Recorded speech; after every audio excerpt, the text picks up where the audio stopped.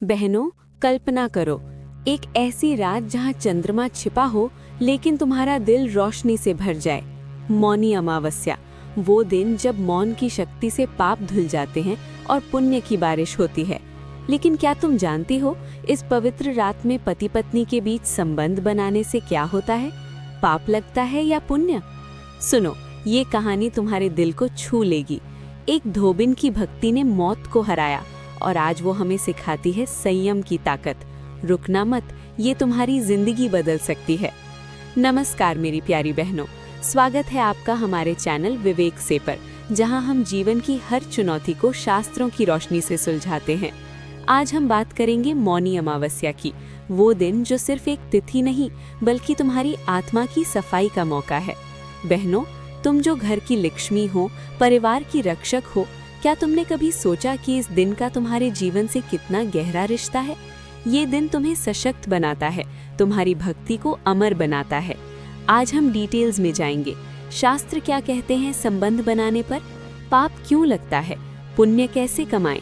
और सबसे खास एक पौराणिक कथा जो तुम्हारे दिल को छू लेगी। ये कथा सोमा नाम की एक साधारण धोबिन की है, जिसकी भक्ति ने चमत्कार कर दिया। रुकिए मत, क्योंकि हर शब्द तुम्हारे लिए है, तुम्हारी खुशी, तुम्हारी परिवार की शांति के लिए। लाइक करें, शेयर करें और सब्सक्राइब जरूर कर लें। जय माता दी।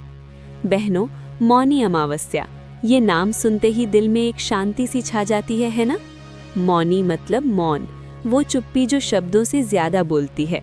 माघ मास की कृष्ण पक्ष की अमावस्या को ये पर्व आता है, जब सूर्य और चंद्रमा मकर राशि में मिलते हैं। लेकिन बहनों, ये सिर्फ एक दिन नहीं, ये तुम्हारी आंतरिक शक्ति का जागरण है।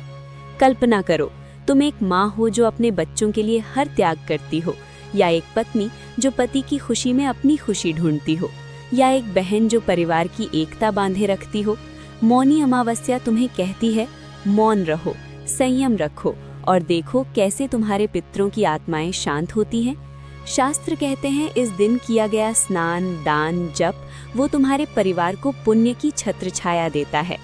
क्या तुम जानती हो बहनों, हिंदू पुराणों में लिखा है कि इस दिन ब्रह्मा जी ने स्वयंभू मनु की रचना की, मानव सृष्टि की शुरुआत।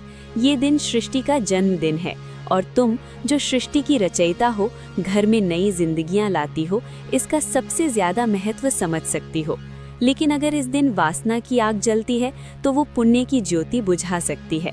दिल छूने वाली बात, तुम्हारी एक चुप्पी, तुम्हारा एक संयम तुम्हारे पति की उम्र बढ़ा सकता है, बच्चों को सुख दे सकता है।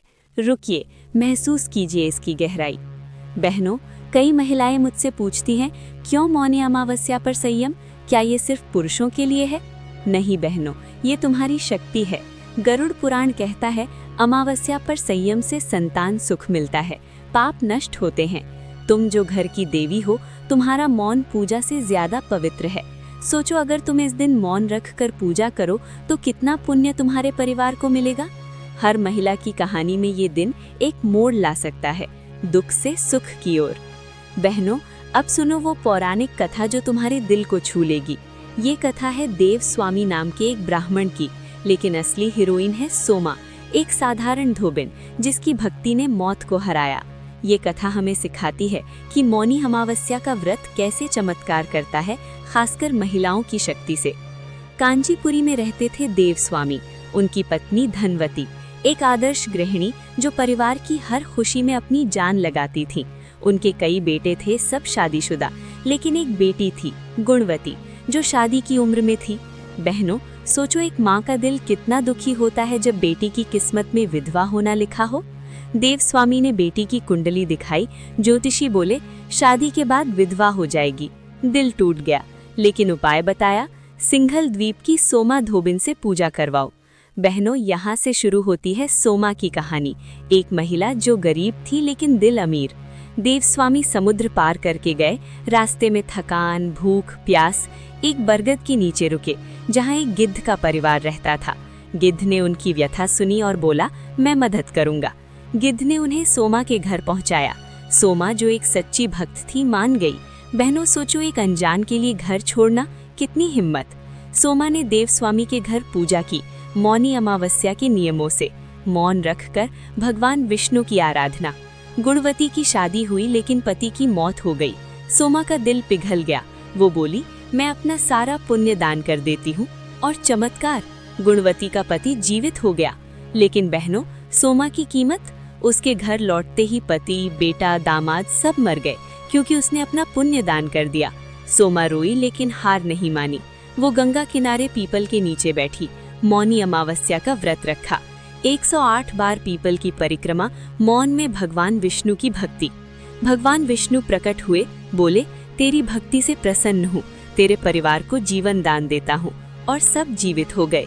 बहनों, ये कथा कितनी हार्ट टचिंग है। सोमा जैसी महिला, गरीब लेकिन दानशील, ने दिखाया कि मौनी अमावस्या पर मौन और भक्ति से क्या नहीं हो सकता। तुम भी सोमा हो सकती हो। तुम्हारा संयम तुम्हारे परिवार को बचा सकता है। बहनों, क्या तुम सोमा की तरह पुण्य दान करने को तैयार हो? ये कथा हमें सिखाती है कि महिलाओं की भक्ति सबसे ताकतवर है। आगे सुनो कैसे ये कथा संबंधों से जुड़ती है। बहनों, सोमा की कथा से सीख, संयम पुण्य है। अब सीधे सवाल, मौनी अमावस्या पर संबंध बनाने से पाप लगता है? गरुड़ पुराण कहता है, अमावस्यायाम मैथुनम कृत्वा संतानम न सुखम भवेत। मतलब अमावस्या पर संबंध से संतान को सुख नहीं मिलता, पाप लगता है। बहनों, ये तुम्हारे लिए ज्यादा महत्वपूर्ण है क्योंकि तुम जीवनदायिनी हो। वासना इस दिन पितरों की पूजा में बाधा डालती है। पुण्य कमाने के लिए मौन रखो, पूजा करो। सोचो, तुम्हारा संयम पति को लंबी उम्र दे सकता है, जैसे सोमा ने किया, क्योंकि तुम्हारा त्याग परिवार की नींव है। बहनों, अब आते हैं उस सबसे महत्वपूर्ण सवाल पर जो आजकल हर किसी के मन में घूम रहा है। इस साल मौनी अमावस्या कब है? 17 जनवरी, 18 जनवरी या 19 जनवरी? बहनों, ये दुविधा सिर्फ तारीख की नहीं बल्कि तुम्हारे पुण्य की है। तुम जो घर की लक्ष्मी हो, परिवार की रक्षक हो, तुमने कभी सोचा कि इस दिन का तुम्हारे जीवन से कितना गहरा रिश्ता है? ये दिन तुम्हें सशक्त बनाता है, तुम्हारी भक्ति को अमर बनाता है। वैदिक पंचांग की गहराई से देखें तो माघ मास की कृष्ण पक्ष की अमावस्या तिथि 18 जनवरी 2026 रविवार को रात 12:03 से शुरू हो रही है। ये तिथि 19 जनवरी 2026 सोमवार को रात 1:21 तक रहेगी। अब सवाल ये है, मनाई कब? बहनों, याद रखो, हिंदू धर्म में उदया तिथि का नियम सबसे महत्वपूर्ण है। मतलब जो तिथि सूर्योदय के समय प्रबल हो वही दिन मनाया जाता है। चूंकि अमावस्या तिथि 18 जनवरी की रात से शुरू हो रही है और पूरे दिन 18 जनवरी को रहेगी, इसलिए मौनी अमावस्या 18 जनवरी 2026 रविवार को ही मनाना श्रेष्ठ, पुण्यदायी और शास्त्र सम्मत है। कल्पना करो बहनों, रविवार की सुबह सूरज की पहली किरण तुम्हारे चेहरे पर पड़ेगी और तुम मौन में गंगा या घर पर स्नान कर रही हो। तुम्हारा मौन इतना शक्तिशाली होगा कि पितरों की आत्माएं कहेंगी, हमारी बेटी ने हमें याद किया। ये दिन प्रयागराज में माघ मेले का सबसे बड़ा शाही स्नान वाला दिन है। लाखों लोग संगम में डुबकी लगाते हैं और तुम भी घर बैठे वो पुण्य कमा सकती हो। विशेष योग जो इस साल बन रहे हैं, सर्वार्थ सिद्धि योग 18 जनवरी सुबह 10:14 से 19 जनवरी सुबह 7:14 तक। बहनों, ये योग सब काम सिद्ध करता है। इस योग में किया गया मौन व्रत, दान, पूजा वो कभी व्यर्थ नहीं जाता। तुम्हारी एक प्रार्थना परिवार की किस्मत बदल सकती है। हर्षण योग और वज्र योग भी बन रहे हैं। ये योग मन को शांत करते हैं, क्रोध दूर करते हैं। तुम जो रोज घर संभालती हो, बच्चों की जिद सहती हो, पति की थकान देखती हो, इस दिन तुम्हारा मन इतना शांत होगा कि सारे दुख हल्के लगेंगे। ब्रह्म मुहूर्त सुबह 4:43 से 5:23 तक। बहनों, जल्दी उठो, चुपचाप तैयार हो और स्नान करो। वो ठंडी हवा, वो शांति, तुम्हें महसूस होगा जैसे माँ गंगा खुद तुम्हें गले लगा रही हैं। स्नान का मुख्य समय सूर्योदय से पहले पटना में सूर्योदय लगभग 6:45 से 7 बजे तक है।